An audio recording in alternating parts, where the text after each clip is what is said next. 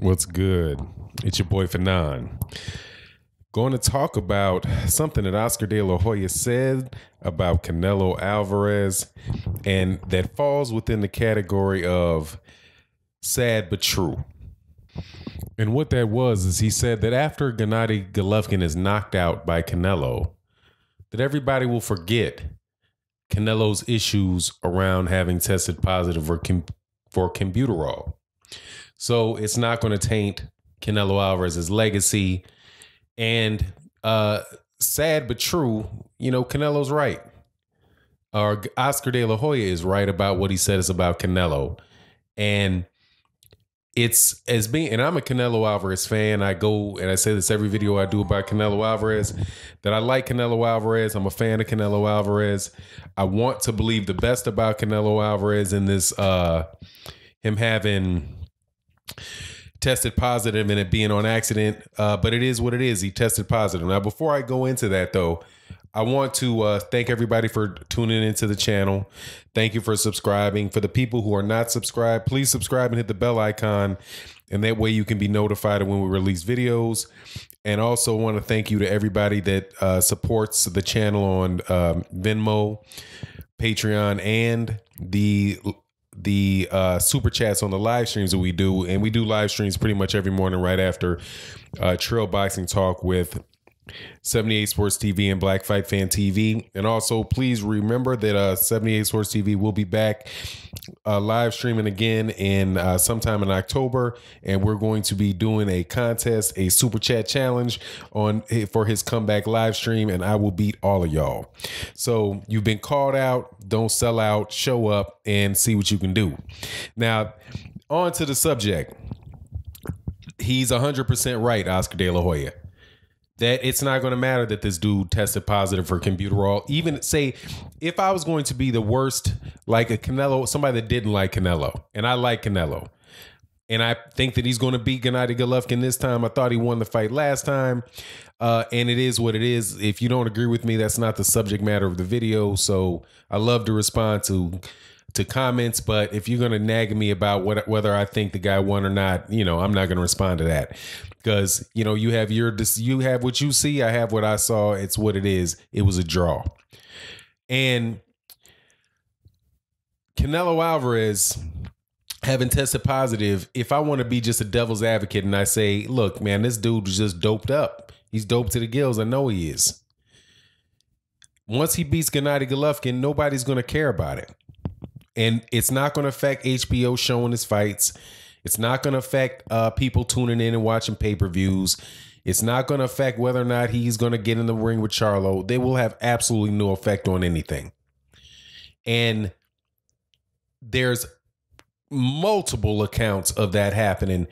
One of the examples of things that fans forget as soon as it happens is what Abel Sanchez said about black fighters in the lead up to the fight that got canceled, to the original rematch, where he said black people can't sell and people don't want to see that style.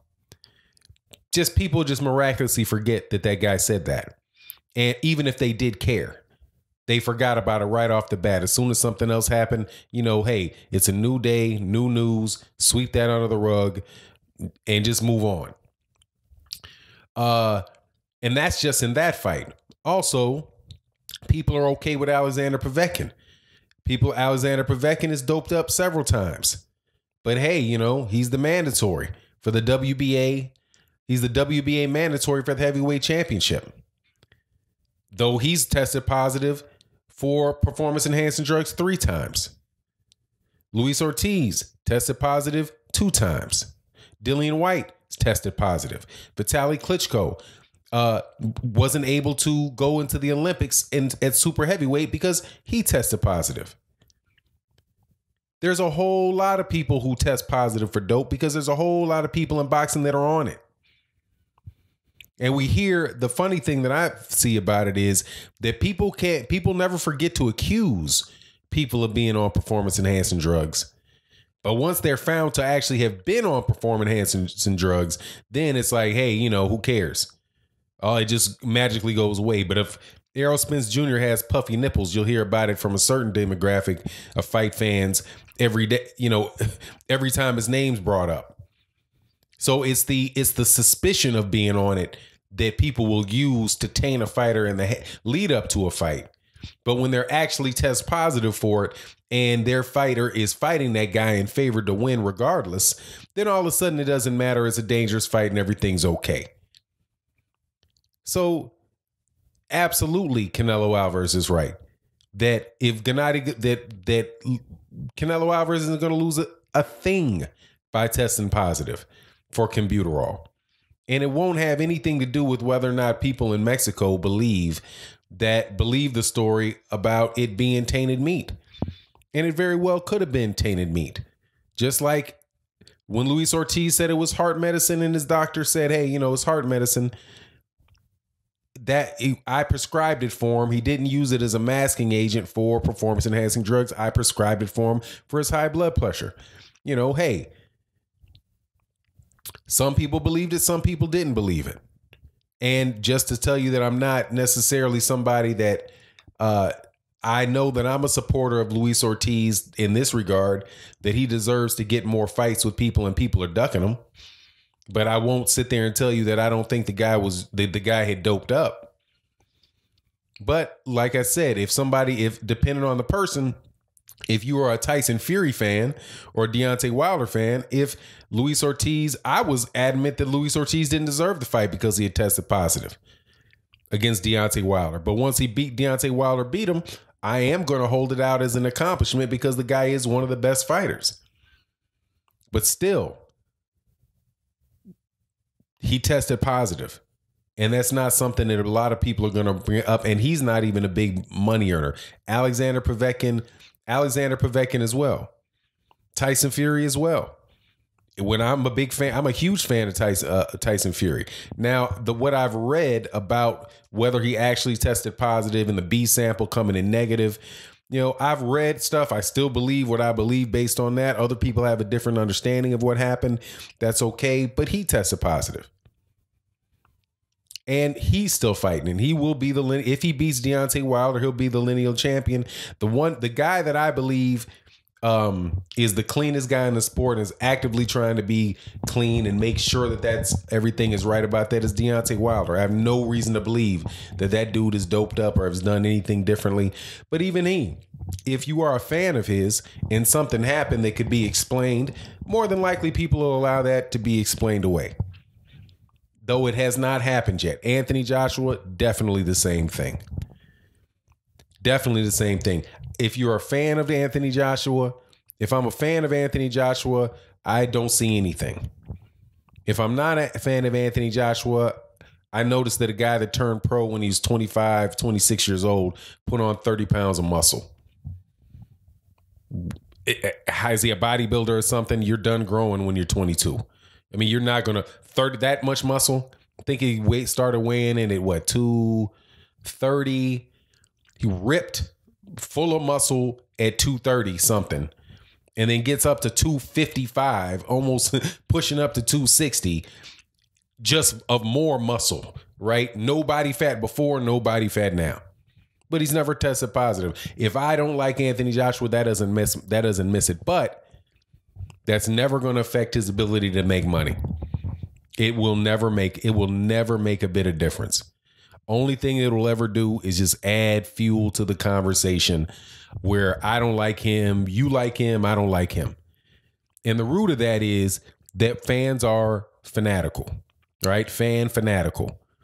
That we like the people we like, and we can see no wrong in them despite what they do. And will typically, unless it goes way over the edge, justify whatever it is that they do. We have people who are like that about promoters. About Eddie Hearn. Eddie Hearn can lie you could just catch him lie week after week. I have done it. Caught him lie after lie after lie after lie after lie.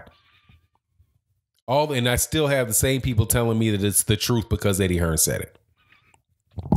I want to go to the Al Heyman side of it. Some of the cards, like if you look at it, you're like, hold on, man, this dude does great cards. He does great things for boxers. But hey, he's managing 2 guys and he can't convince these guys to fight.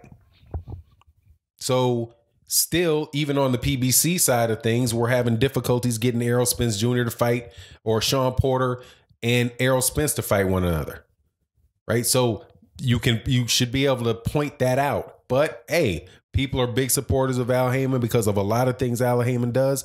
And that's something that they're not going to point out right away. So this is just one of these things that continue to be, that are going to be in boxing. And on one side of it really does add to the livelihood of boxing, because people are forgiving for the fans that they like. They're unforgiving for the fighters that they don't like. When one crowd of unforgiving people have a fighter that matches up with another crowd of unforgiving people, then you have a lot of drama around the fight. It leads into a very big event, and a lot of people have fun around it. So, this is not, I don't think that this is something that's right or something that's wrong. It's just something that it is. But when it does come to performance enhancing drugs, I do believe that it is such a dangerous situation that it's something that boxing commissions, state commissions, need to take a very hard line on. Because at a certain point, if the use of performance enhancing drugs isn't curbed, you're going to have terrible accidents that happen in the ring. And at a certain point in time, it'll happen at the wrong time.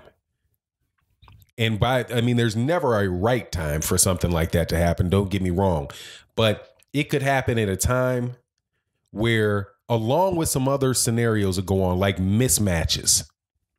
If you look at the Top Ring card that took place this weekend, it was a mismatch.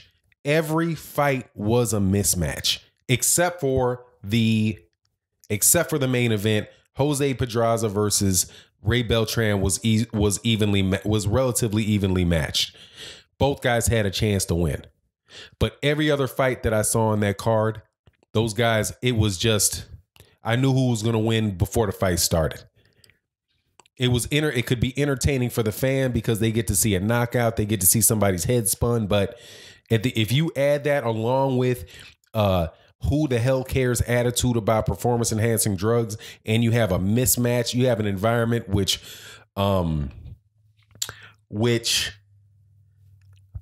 consistently produces mismatches in the boxing ring, it will eventually lead to something that is very, very ugly. A Benny Paret type of situation when everybody's watching. But long and short of it, though, is that Oscar De La Hoya is right. It will not matter whatsoever about Canelo Alvarez, because Canelo Alvarez is a very big money maker, and a legitimate money maker, not a phony one. You know what I'm saying? He don't got to blow his numbers up. He has a country behind him that is avid boxing fans, and a good portion of states in the United States have a tremendously large population of people that are going to relate to him. They're going to relate to him one way or the other. Either they're going to watch him fight, they like him, or they don't like him. But anyway, it is what it is, and Oscar De La Hoya was right about that. And with that, I'm out. Peace.